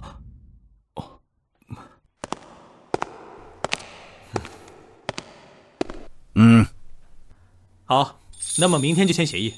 爸，为什么？你也知道，分红可不是一笔很小的数目，分给他，我们少赚多少？没有张亮当初把土豆销售给我们，我们的薯片卖得不那么好的话，我们公司早就倒闭了。让他赚。亮哥，他们找你。您就是张亮村长吧？我可不是村长，我们村的村长是刘晓东叔。是这样，我是向前村的村长周成江，我今天是带着诚意来的。村长，你有什么恳求就直接告诉我，我要是能帮上你的，我一定帮你。是这样的，我们村太穷了，我听说你已经帮高地村的人富起来了，你看。我也想，你能不能帮帮我们村？我先代表我们村的人先谢谢你了。对，这是我孙女，叫周婷婷，长得还是挺标致的。如果你愿意帮助我们村，我就把她送给你当丫头，伺候你一辈子。现在社会讲究的是人人平等、人人自由，你这是人口贩卖，违法的。不，这和我爷爷无关，这也是我自己的想法。只要你愿意帮助我们向前村，我愿意给你做牛做马。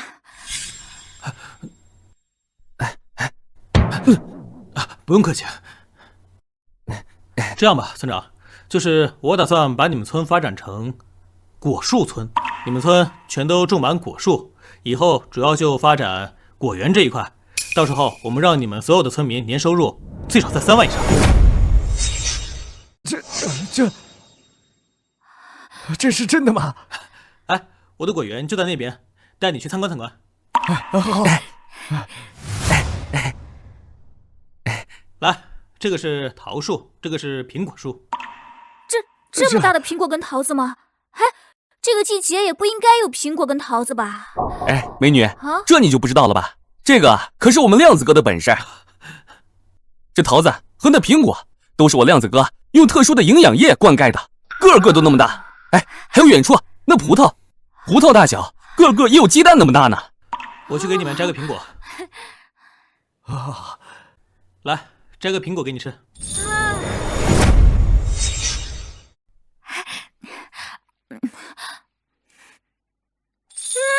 爷爷，这真的太好吃了。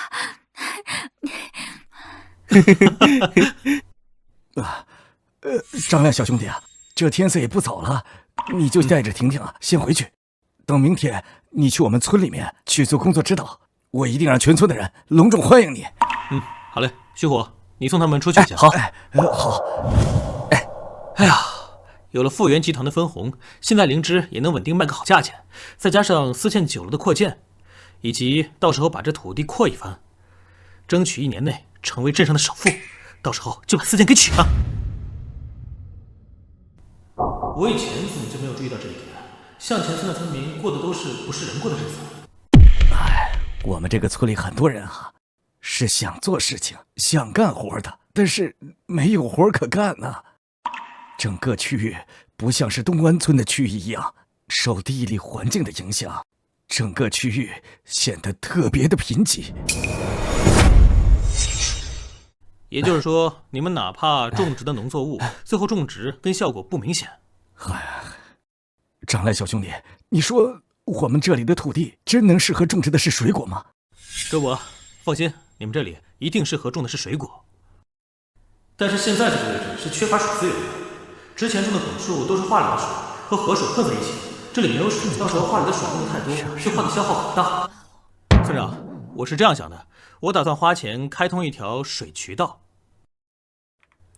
然后用设备技术把咱们村前面的那条河里的水给抽到这里来。这是一项大工程吧？这得花不少钱吧？也花不了多少，100-200万。张亮小弟，你看这个水池造的能不能稍微简单一些？如果搞得太复杂的话，我们拿不出这么多钱呀。哎呀，周伯，不要你们花钱啊，这是我自己该出的费用。现在我先跟你聊聊我们村的合作关系。好。是这样子的，你们村有多少土地，我收多少。按照1万1亩每年的价格来收，并且如果他们想来我这里上班的话，我答应每个月给他们3000块。1万块钱每亩1年，这简直是不可思议的事情啊！张亮小弟啊，我知道你挣了一些钱，但是也不能因为要帮助我们村，用这种方式给我们钱啊！周伯，你就放心吧，我既然选择投资你们村，我就有把握一定能赚到钱的。这样，好吧，这样，我马上召集我们全村里的人，开一个全民大会，把你的政策宣讲一下，看看有谁愿意把自己的土地出租的，到时候我给你做一个统计。好，土地也扩大了规模，只要画不出问题了，成为镇上的首富指日可待。1年的时间已经过去了，现在东湾村蔬菜好吃的名声完全打出去了。现在来我们村的游客呀络绎不绝，甚至是住处非常难安排。咱们的任务完成了。按照1年前的约定呢，感谢倩倩你帮我撑腰，成了咱们村的首富。倩倩，你愿意嫁给我吗？好。